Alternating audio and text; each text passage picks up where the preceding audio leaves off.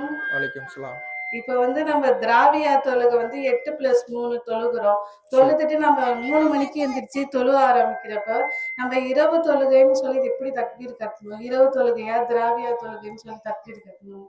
நீ இரவு தொழுகைக்கு நம்முடைய மக்களிடத்துல வழக்கத்துல தராவியா தொழுக அப்படின்னு சொல்லுவாங்க.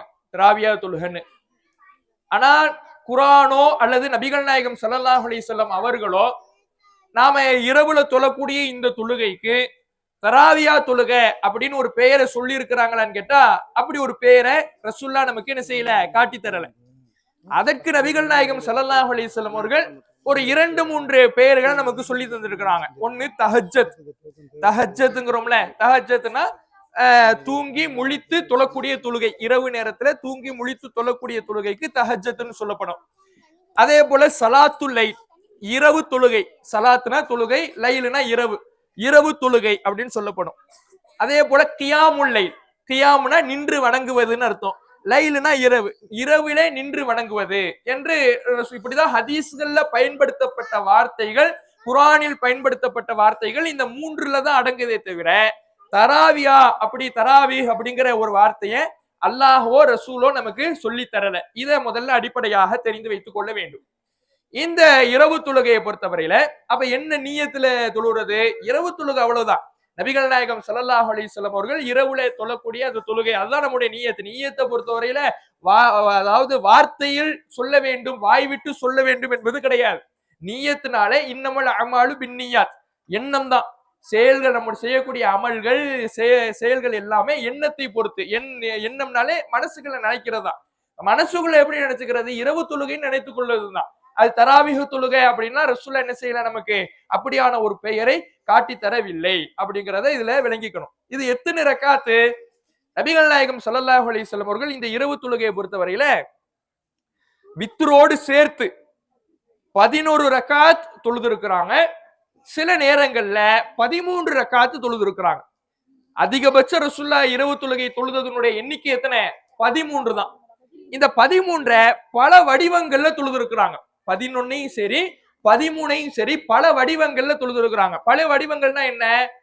8 ரக்காத்து, 2 ரக்காத்துகளாக 8 ரக்காத்து பிளஸ் 3 ரக்காத்து வித்துரு, மொத்தம் எத்தனை ஆச்சு? 13 ஆச்சு, 11 ஆச்சு.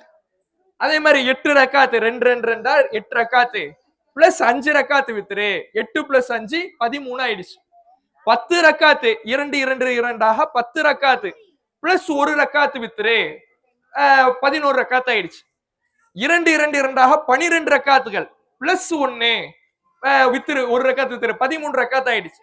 இப்படி இரவு தொழுகையை பல வடிவங்கள்ல ரசூலுல்லாஹ் தொழுது இருக்கிறாங்க. ஆனால் அதனுடைய எண்ணிக்கை வித்துரோடு சேர்த்து 11 ரக்காத்து தொழுது இருக்கிறாங்க.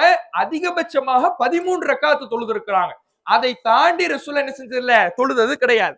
ஆனா இன்றைக்கு சில இடங்கள்ல 20 ரக்காத்துகள் தொழக்கூடியதெல்லாம் பார்க்கணும். 20 பிளஸ் 3 20 ரக்காத்து இரவு தொழு தராவி, 3 ரக்காத்து வித்துரு அப்படிலாம் தொழுறாங்க. இது மார்க்கத்துல சொல்லப்பட்டிருக்குதா? அப்படி மார்க்கம் எங்க பண்ணல, சொல்லல. ரசூலுல்லாஹ் என்ன செஞ்சு காட்டினாங்களோ அதுதான் நமக்கு மார்க்கம். நபிகள் நாயகம் அதிகபட்சம் எத்தனை ரக்காத்து தொழுது நமக்கு காட்டி இருக்கிறாங்க? 13 ரக்காத்து வித்துரோடு சேர்த்து 13 ரக்காத்து தான் நமக்கு தொழுது காட்டியிருக்கிறாங்க. அப்ப அந்த எல்லையோடு நின்று கொள்வதுதான் ஒரு மூமினுக்கு கடமையை தவிர அந்த எல்லையை மீறுவது, வரம்பு மீறுவது நன்மையாக பார்க்கப்படாது. அது அதிக பிரசங்கித்தனமாக பார்க்கப்படும். உதாரணத்துக்கு மார்க்கத்துல கடமையான தொழுகைன்னு இருக்கு. 5 வேளை தொழுகை கடமை, 5 வேளை தொழுகை கடமை இருக்குது. இப்ப இந்த 5 வேளை தொழுகை கடமைனா என்ன அர்த்தம்? கண்டிப்பா செஞ்சாகணும், செஞ்சா நன்மை, செய்யலைன்னா பாவம், தண்டனை. இது 5 வேளை தொழுகை. இது இல்லாம நஃபீலான தொழுகைன்னு நம்ம தொழுவோம். நஃபீலான தொழுகைனா என்ன? செஞ்சா நன்மை, செய்யாம விட்டுட்டா பாவமா? பாவம்லாம் கிடையாது, அவங்க விருப்பம். அது செஞ்சா நன்மை, செய்யலைன்னா குற்றம் கிடையாது. இந்த நஃபீல்னா என்ன? நஃபீல் என்பது ஒரு பொது அனுமதி.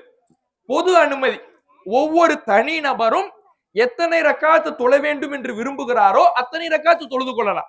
இப்ப நான் ஒரு நாளைக்கு 4 ரக்காத்து நஃபீல் தொழுறேன் அப்படின்னா 4 ரக்காத்து தொழுது கொள்ளலாம். இன்னொருத்தர் நஃபீல் தொழ விரும்பல, விட்டு கொள்ளலாம். இன்னொருத்தர் 2 ரக்காத்து நஃபீல் தொழ விரும்புறாரு, தொழுது கொள்ளலாம். இது ஒவ்வொரு தனிநபர், ஜமாத்தாக இல்லாமல், கூட்டாக இல்லாமல் தனிநபர் விருப்பத்தின் பேரிலானது, தனிநபரை சார்ந்தது. அதனால இதுல மார்க்கு ஒரு அளவு நிர்ணயிக்கல, இது அவரவர்கள் விருப்பம். இந்த கடமைக்கும் நஃபீலுக்கும் மத்தியில இன்னொரு வகையை மார்க்க சொல்லி தருது, அதான் சுன்னத். இப்போ ஃபஜருக்கு முன்னாடி எத்தனை ரக்காத்து சுன்னத்து? 2 ரக்காத்து சுன்னத். இந்த ஃபஜருக்கு முன்னாடி 2 ரக்காத்து சுன்னத்துங்கிறது ரசூலுல்லாஹ் போட்டு கொடுத்த அளவு. இது ஃபஜருக்கு முன்னாடி 2 ரக்காத்து தான் சுன்னத்து. இது ரசூலுல்லாஹ் நமக்கு காட்டி கொடுத்த அளவு. ஒருத்தர் எழுந்திருச்சு நான் ஃபஜர்னுடைய சுன்னத்து 4 தொழுறேன் அப்படிங்கிறார், தொழலாமா? தொழக்கூடாது. இது தொழுகைங்கிறது நன்மையினாலும் ரசூலுல்லாஹ் சொன்ன அளவை தாண்டி தொழும் பொழுது அது நன்மையாக பார்க்கப்படாது. அது அதிக பிரசங்கித்தனமாகவும் வரம்பு மீறும் செயலாகவும் தான் பார்க்கப்படும். அந்த அடிப்படையில தான் இப்ப இதை எளிமையாக விளங்கிக்கலாம். உழு செய்யறோம், ஒவ்வொரு உறுப்பையும் அதிகபட்சம் 3 தடவை கழுவிக்கலாம், அதான் சட்டம். கைய ஒரு தடவையோ அல்லது 2 தடவையோ 3 தடவையோ கழிக்கலாம். முகத்தை இது மாதிரி ஒவ்வொரு உறுப்பையும் 1 தடவையோ 2 தடவையோ 3 தடவையோ கழுவிக்கலாம். ஒருத்தர் என்ன பண்றாரு, 4 தடவை கழுவுறாரு, கைய 4 தடவை கழுவுறாரு, அல்லது முகத்தை 5 தடவை கழுவுறாரு. கேட்டா என்ன அழுக்காக போகுது? 3 தடவைக்கு மேல கழுவுனா அழுக்காக போகுது, அழுக்காக போடல, கூடுதலா சுத்தம் தானே போகுது, இதுல என்ன தப்புன்னு கேட்கிறாரு. அது இது சரியா தப்பா?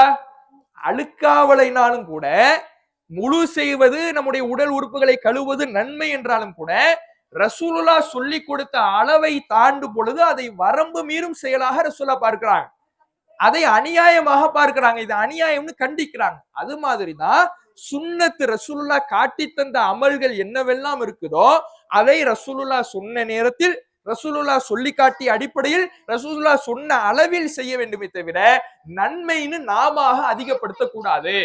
அந்த வகையில் இந்த இரவு தொழுகை என்பது சுன்னத். சுன்னத்துனா ரசூலுல்லாஹ் சொல்லி கொடுத்த அளவுல தான் நிக்கணும். ரசூலுல்லாஹ் எந்த அளவுல சொல்லி கொடுத்தாங்க? அதை வித்தரோடு சேர்த்து 11 தொழுதுங்க, அதிகபட்சம் 13 தொழுதுங்க. இதை தாண்டுகிற உரிமை நமக்கு கிடையாது, ஏன்னா சுன்னத் ஆயிடுச்சு. சுன்னத்துனா ரசூலுல்லாஹ் சொல்லி கொடுத்த அளவுல தான் நிக்கணும். தொழுகிறது என்ன பாவமா? 20 ரக்காத்து தொழுதா என்ன குற்றமா? நன்மை தானே செய்யறாரு, இப்படி பார்க்க கூடாது. நன்மையான காரியமாக இருந்தாலும் அந்த நன்மையை நபிகள் நாயகம் சொன்ன அளவில் செய்தால் தான் நன்மை.